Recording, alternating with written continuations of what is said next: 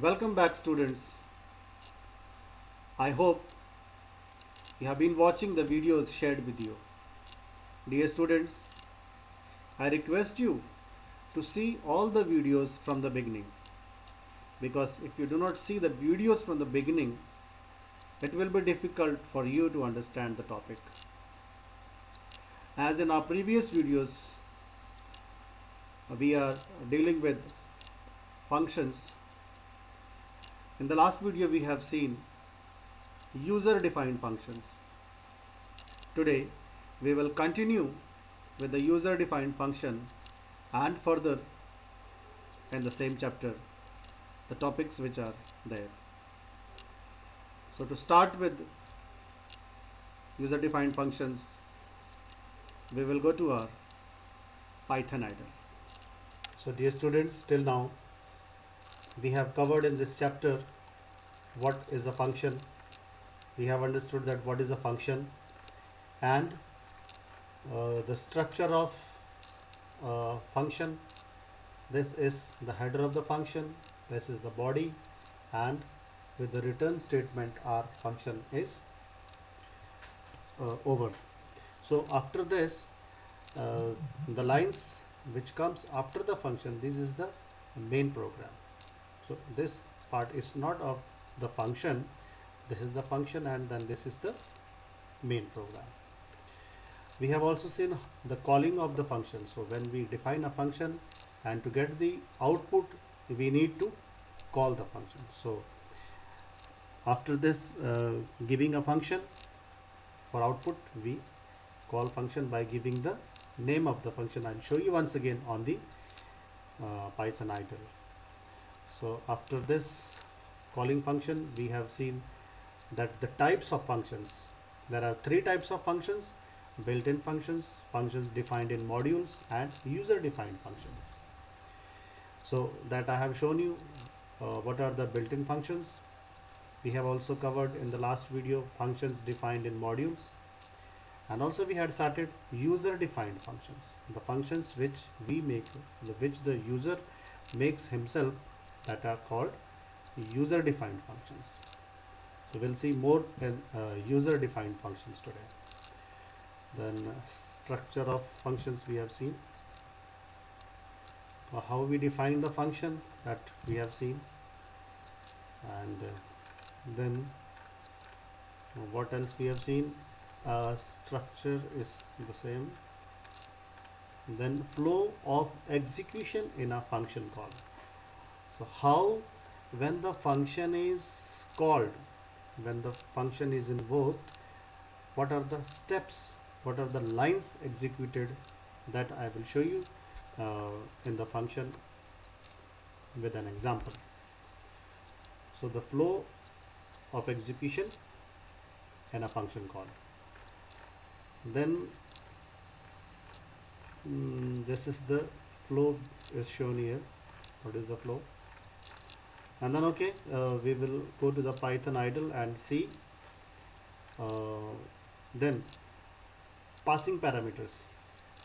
So we have already seen the function which till now which we have worked, that we have worked with the positional arguments or the required arguments.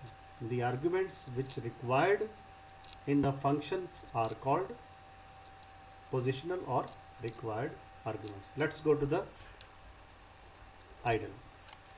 So we have seen the last time function, when we define a function, we have to use def keyword and the name of the function. Suppose a simple function of add and in the parenthesis a comma b. So this is a keyword, this is the identifier, the name of the function, and in the parenthesis we pass parameters. So this is called parameters, or the alternative name for this is formal parameters. And when we call the function, you will see here add, and we can write this way also, sum is equal to a plus b and return sum. Now this function is over. Now when we call function, we will use only the name of the function, and we have to pass here there are two parameters, two formal parameters are given here. So the parameter which we pass here are called actual parameters.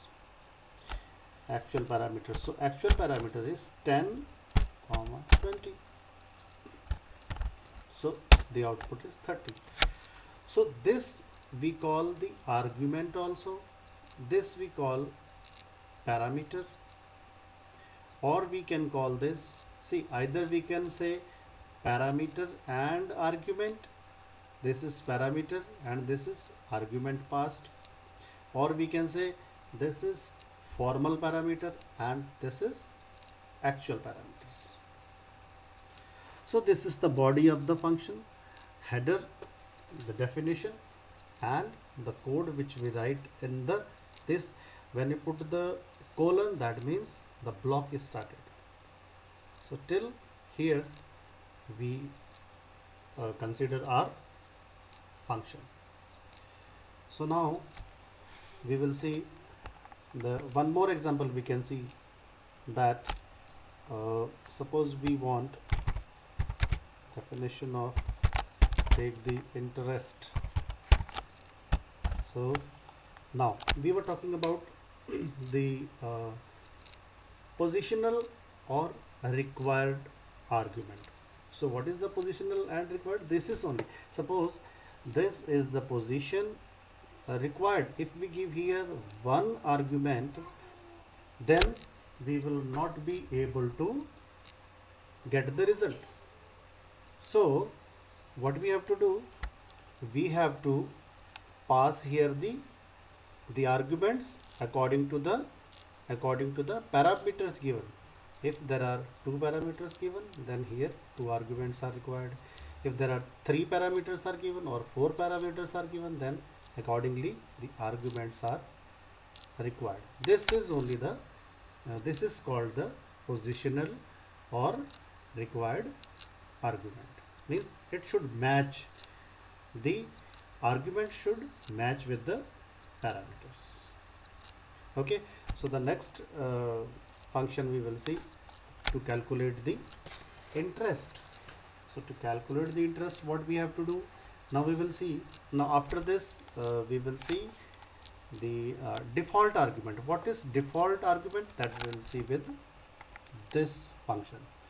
So say principal and time and rate, and here rate we will specify. Suppose the rate is 0.10%. So here we will write now simple interest is equal to PRIN into time into rate and return simple interest. So now here what we have to do, we will call function. To call the function we have to give the name of the function, interest, and here now default, here what we have seen, that required or positional arguments, these are the two parameters, we have to give two arguments. Now here we have given three parameters here, and one is default. Here we have already given the value to the variable. So now we will give principal, suppose 20,000, comma, time is 5 years, and suppose if we give only this much, so by default the rate will be taken this. So now this is our output.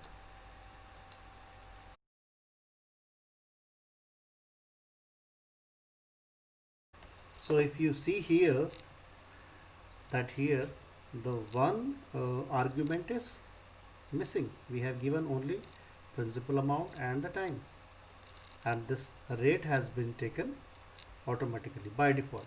So this is called default arguments. We can also change the rate here. If we give here interest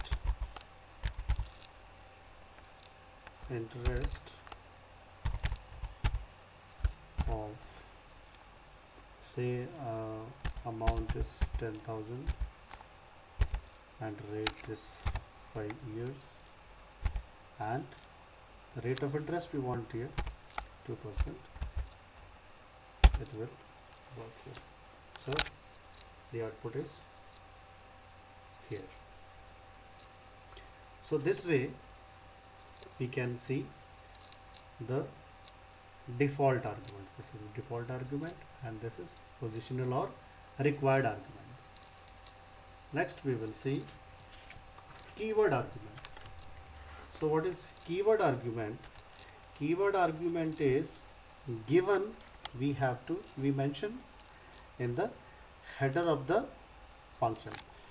So here if we take the same function, so we can mention here principal amount is 50,000 and the time is, say, 3 years, and the rate is 2 years. And now if you call the function interest, and even if you do not pass any argument, so then also it will give you the output. So this is the keyword argument. These types of arguments are called keyword argument. So here even if you change the position, then it will not affect, but in the required or positional argument we have to we have to match the position of the parameter with the argument and position should, parameter and argument should match. So here even if I want to change interest, and if I write here time, first time, and then I write principal, and then at last I write here rate. So here this will not matter because keyword can be given, we can change the position of the parameters anywhere. So output is the same. So here we have seen the positional and required arguments. We have seen the default arguments and we have also seen the keyword arguments. Now we have next we will see what is local and global variable. So what is a local variable? Local variable is a variable which is defined in a block and is only available in the block or the function. It cannot be accessed outside the function. So to see this, we'll make one function 1, say function 1, and here a variable is defined and we will write here print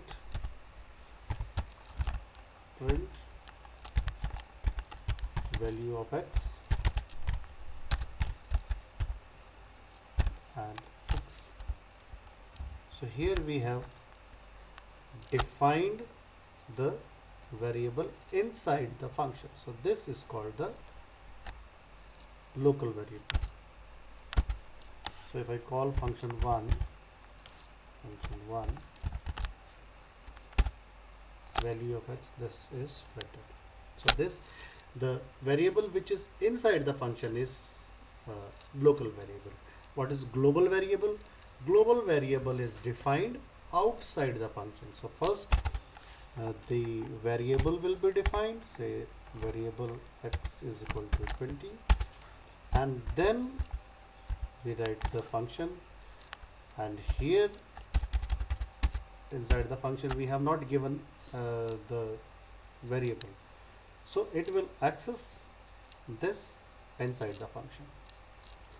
So here if I call function 1 now, it will print the variable. So the variable defined, so that is only the next there is a topic, scope of variable. So the scope of this variable is only inside the function. So that is the scope of the function is local variable is inside the function, and here the scope of the variable is whole in the whole program. This global variable can be used by any function in the whole coming program. So that is the local, and this is the global variable. So can we change the value of this global variable inside the function? Yes, we can change the value of the global variable inside the function. So to make this global inside the function, we have to write the keyword global inside the function.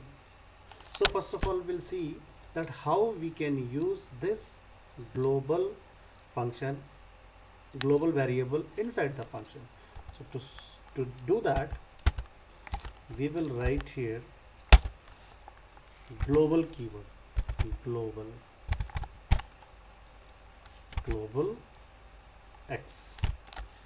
So now if I call this function, it will be